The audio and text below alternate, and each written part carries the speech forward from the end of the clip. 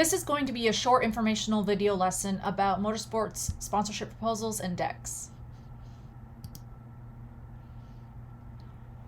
This lesson will introduce who they are applicable for, explain the difference between a sponsorship proposal and deck, introduce the content included in each option, and then explain in detail a few of those components, and then go over some do's and don'ts and tips and tricks to completing one successfully. Firstly, who are they for? Well, a sponsorship proposal and or a deck can be utilized by drivers, which is obviously the most common, but then it's also used by teams, tracks, series, sanctioning bodies, and even events. So first, let's go over what the difference is between a proposal and a deck. So a deck is typically a colorful PDF file, printout, PowerPoint presentation, or a video that captures someone's attention with imagery. It is your way of getting a potential sponsor interested. Whereas a proposal is typically like a Word document or even an email typed out that lists the specifics of what you can offer with a realistic price and value for everything you want and intend to do. So in theory, you would present a deck first, and then if you actually get somebody's interest, then you proceed for a proposal. So what will a deck or proposal contain? Well, every proposal deck will have the following generic layout, which includes a cover page, the about the racing, demographic and fan information, potential sponsorship benefits tangible, potential sponsorship benefits intangible, an ask amount, which we will get to in a bit, and then closing, thank you, call to action.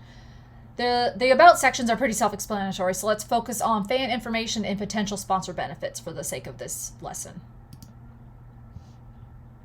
Including fan demographics is vital to your potential partner. They want to see if your fans are the same as their target market, or at the least is a potential target market for them. Demographics are defined as the statistical characteristics of human populations, such as age or income, used specially to identify markets, whereas psychographics are defined as market research or statistics classifying population groups according to physiological variables such as attitudes, values, or fears. So as you can see by the image, demographics will be your age, gender, income, education level, whereas psychographics are more your preferences, your tastes, what you do as hobbies, your attitudes, and whatnot. So where do you find this information? First, it depends on the level your racing program is. Especially at the higher levels, a lot of tracks and series can provide you with the information needed, such as market research they have completed. If you are unable to obtain any market research from outside sources, an idea could be to use the demographic information provided from your Facebook fan page. Just be sure to note your source in the proposal. Here is an example of some market research provided by NHRA. You can see from the 3 clippings that they break down some unique characteristics of their fans, their demographic information such as gender, age, salary, and also a comparison from their fans to NASCAR fans. If you take one thing away from this lesson, it would be to use the term exposure as little as possible when creating your proposal or deck. Exposure from a sponsorship is basically self-explanatory.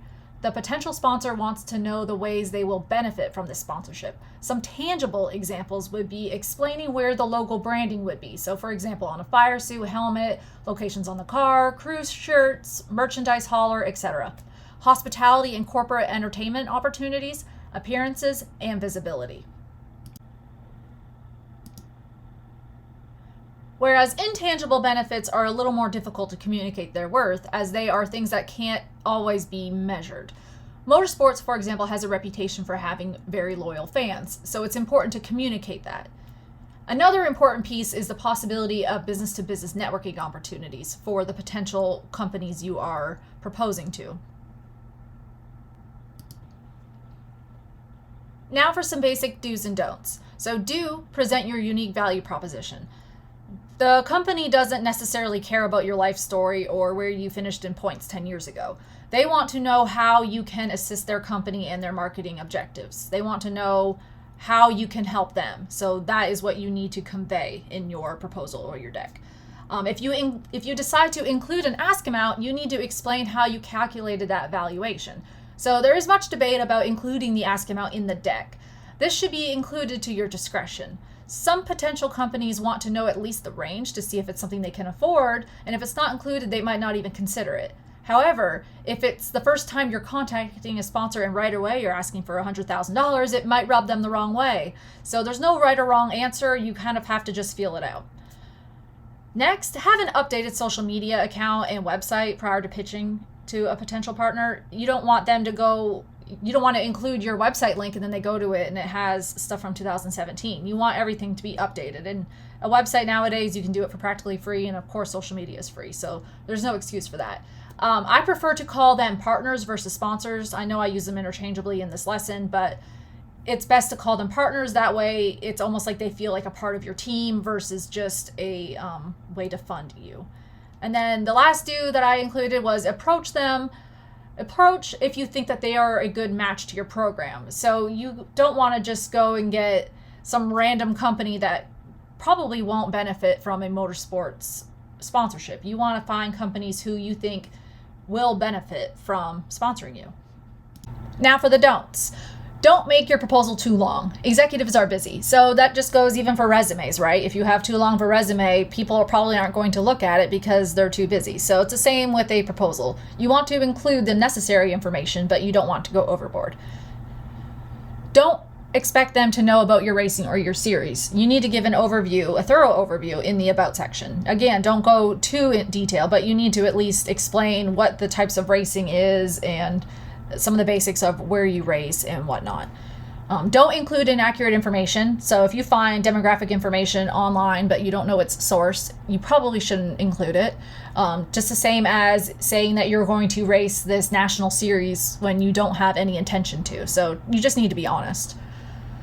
Don't use watermarked pictures. All you have to do is send the photographer an email and ask if you can buy their photos. It makes it look like you're potentially cheap if you use watermarked pictures in a professional deck or proposal. Don't forget about your partner as soon as they give you the money. Now, this is, of course, after you land the sponsor or partner, but it's important to keep them happy and you want them to come back for next year. So make sure you keep that relationship good and actually have a relationship there. And then again, don't use the word exposure. Thank you for watching, and I hope this helped answer some common questions about motorsports sponsorship proposals and decks. Tune in next week for video number 2, which is on motorsports branding. If you want more information about the online motorsports marketing course that starts on January 25th, please fill out the interest form below for more information. Thanks.